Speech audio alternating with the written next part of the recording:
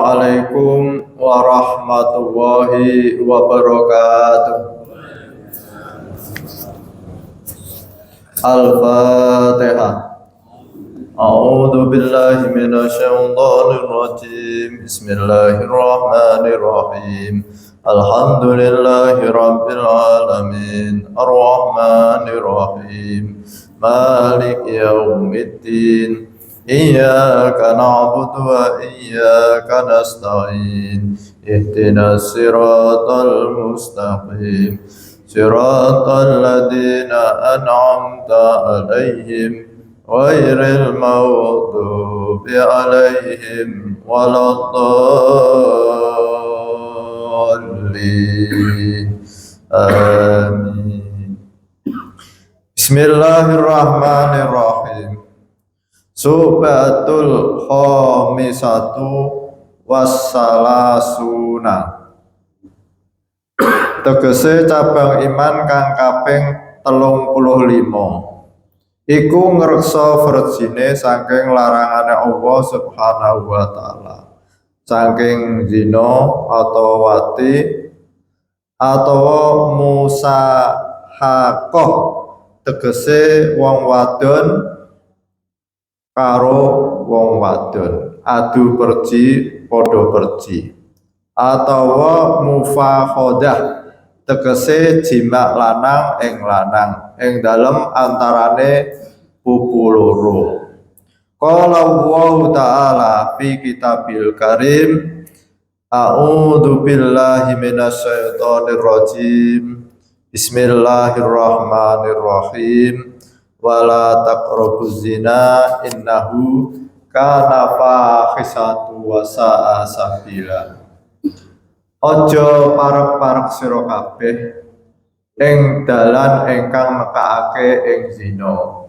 Krana zina iku banget alone lan ala-alane dalan. Subatus sadisatu wassalasuna. Tegese cabang iman kang kaping 36 iku nekakake amanat marang wong kang duwe amanat. Qala Allah Ta'ala fi kitabil karim, a'udzu billahi minasyaitonir rajim. Bismillahirrahmanirrahim. Inna Allaha ya'murukum an tu'addul amanata ila ahliha. Setune Allah Subhanahu wa taala iku wis perintah ing sira kabeh ing yen to nekakake sira kabeh ing amanat. Bismillahirrahmanirrahim. Pagi hari ini kita melanjutkan cabang iman yang ke-35 dan 36. Cabang iman yang ke-35 kita harus berkewajiban untuk menjauhkan dari LGBT, lesbian, gay, bisek, transgender, istilahnya seperti itu. Jadi jauh sebelumnya ada istilah LGBT itu Islam sudah mengatur seperti itu. Jadi kita hidup di dunia ini seperti kita naik pesawat, di mana penumpang pesawat itu harus berusaha patuh pada aturan yang diatur dalam rangka apa? Membuat keselamatan penumpang itu. Jangan sampai di antara penumpang itu melanggar aturan sehingga mengakibatkan jatuhnya pesawat. Nah, kita itu punya tanggung jawab dan kewajiban bersama. Jangan sampai kita hidup di dunia ini kena azabnya dari Allah Subhanahu wa taala. Kenapa? Kalau Allah menurunkan siksa itu yang tidak berbuat juga kena. Persoalan seperti itu. Lah, LGBT ini jauh sebelum Rasulullah ada, itu zaman Nabi Lut sudah terbukti dan sudah dilakukan oleh umat Nabi Lut. Akhirnya apa yang terjadi? Allah murka, dihancurkan orang-orang yang melakukan itu. Nah, dari pengalaman ini maka kita harus berusaha bagaimana orang yang menyuarakan LGBT itu agar dilegalkan. Kenapa? Dengan dasar hak asasi manusia. Kalau tidak boleh berarti diskriminasi. Kan sama-sama manusia, kenapa tidak boleh melakukan itu? Bahasanya seperti itu. Tapi kita punya bahasa lain, bahwa kita ini hidup dunia ini ingin memperoleh keselamatan. Jangan sampai terjadi musibah yang tidak melakukan juga kena.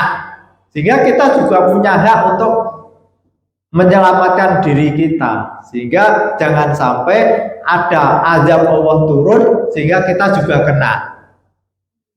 Karena kita hidup dunia ini kan sebagai tamu. Dunia ini bukan milik kita, milik Allah Subhanahu wa Ta'ala.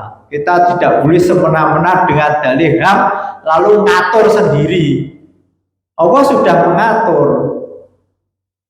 mengatur pada umat manusia bahwa perbuatan-perbuatan yang akan mendatangkan musibah, yang akan mendatangkan azab itu harus dijauhkan. Ketika manusia itu melanggar, maka azab itu akan turun. Nah, kalau azab itu turun, yang tidak melakukan pun akan kena. Persoalannya seperti itu. Lalu cabang iman yang ke-36 adalah amanat. Menyampaikan amanat. Kita diberi amanat oleh Allah Subhanahu wa Ta'ala itu banyak sekali. Anggota tubuh kita ini juga amanat dari Allah Subhanahu wa Ta'ala. Maka kita harus melakukannya sesuai yang memberikan amanat Allah Subhanahu wa Ta'ala pada kita. Mata kita ini amanat dari Allah. Maka harus kita pergunakan sesuai yang memberi amanat itu, untuk melihat yang bermanfaat, untuk membaca Al-Quran, untuk melihat ciptaan Allah Subhanahu wa Ta'ala. Ketika kita menggunakan mata ini untuk yang dilarang, maka termasuk kita tidak menjaga amanat. Lisan ini juga amanat dari Allah Subhanahu wa Ta'ala. Jadi kita tidak boleh semena-mena menggunakan lisan ini. Kalau kita menggunakan lisan, di mana lisan itu kita gunakan yang dilarang oleh Allah Subhanahu wa Ta'ala, maka kita termasuk mengkhianati amanat itu. Kalau kita mengkhianati amanat itu, maka iman kita akan keropos. Kenapa? Karena salah satu ciri orang munafik itu apabila diberi amanat, khona. Ada 3 ciri orang munafik. Dan orang munafik itu imannya adalah iman yang keropos, tidak punya kekuatan apa-apa. Nah, kita maka harus berusaha bagaimana menunaikan amanat itu sesuai apa yang memberikan amanat. Kita diberi amanat oleh Allah berupa mata, kita gunakan sesuai yang memberi. Kita diberi amanat oleh Allah lisan, kita gunakan sesuai yang memberi amanat. Kita diberi amanat telinga oleh Allah, kita gunakan sesuai. Lalu apalagi amanat yang kita terima dari Allah Subhanahu wa Ta'ala, di samping merupakan karunia dari Allah Subhanahu wa Ta'ala adalah keturunan kita, anak kita. Ini merupakan karunia dari Allah Subhanahu wa Ta'ala sekaligus amanat. Amanat untuk kita beri pendidikan agar anak itu beriman kepada Allah Subhanahu wa Ta'ala dan taat kepada Allah Subhanahu wa Ta'ala. Kalau sampai anak kita itu tidak beriman, tidak taat pada Allah Subhanahu wa Ta'ala, kita akan diminta pertanggungjawaban oleh Allah Subhanahu wa Ta'ala. kullu mauludin yuladu alal fitrah. Jadi setiap bayi yang lahir itu dalam kondisi fitrah. Fitrah punya potensi untuk menerima iman pada Allah Subhanahu wa taala.